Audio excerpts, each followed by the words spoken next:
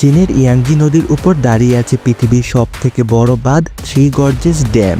এটা শুধু পৃথিবীর সবচেয়ে বড় জলবিদ্যুৎ কেন্দ্রই না, বরং এর পিছনে লুকিয়ে আছে এমন কিছু গল্প যা শুনলে অবাক হবেন আপনিও।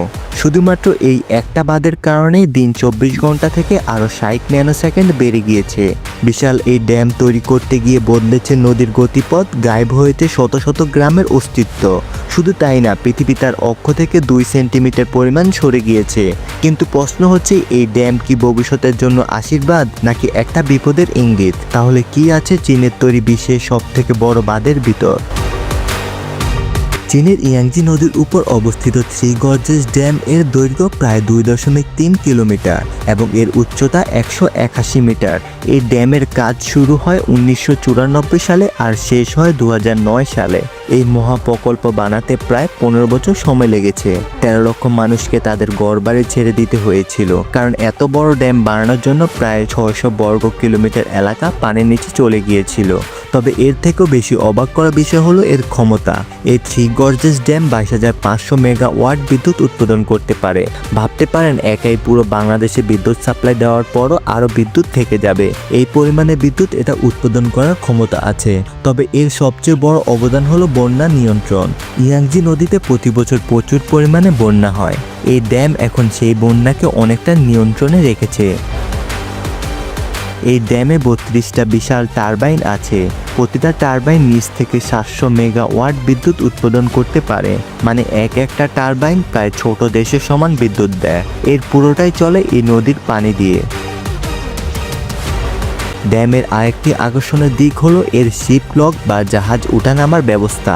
এখানে 5 ধাপে বিশাল লক বানানো হয়েছে, যাতে ছোট নৌকা থেকে শুরু করে বিশাল জাহাজও যেতে পারে। দেখলে মনে হবে জাহাজগুলো যেন সিঁড়ি বেয়ে উপরে উঠছে। তবে এখানে বানানো হয়েছে বিশ্বের সবথেকে আধুনিক এবং সবথেকে বড় বোট লিফট। বাহির থেকে জাহাজ এসে এই লিফটটার উপর উঠে, তারপর এই লিফট প্রায় 130 মিটার উঁচুতে জাহাজকে নিয়ে যায়।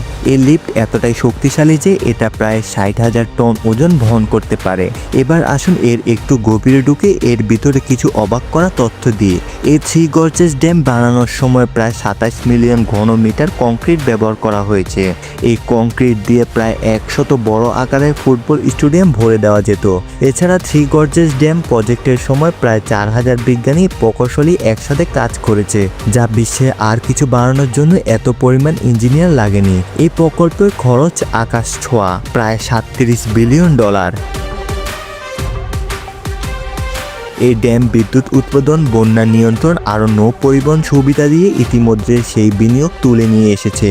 তবে মজার ব্যাপার হলো, এই ড্যামটিকে এতটাই মজবুত করে বানানো হয়েছে যে 7 মাত্রার ভূমিকম্প এর কোনো ক্ষতিই করতে পারবে না। তবে থ্রি গর্জেস ড্যামের অদৃশ্য বিপদ নিয়েও প্রচুর আলোচনা আছে।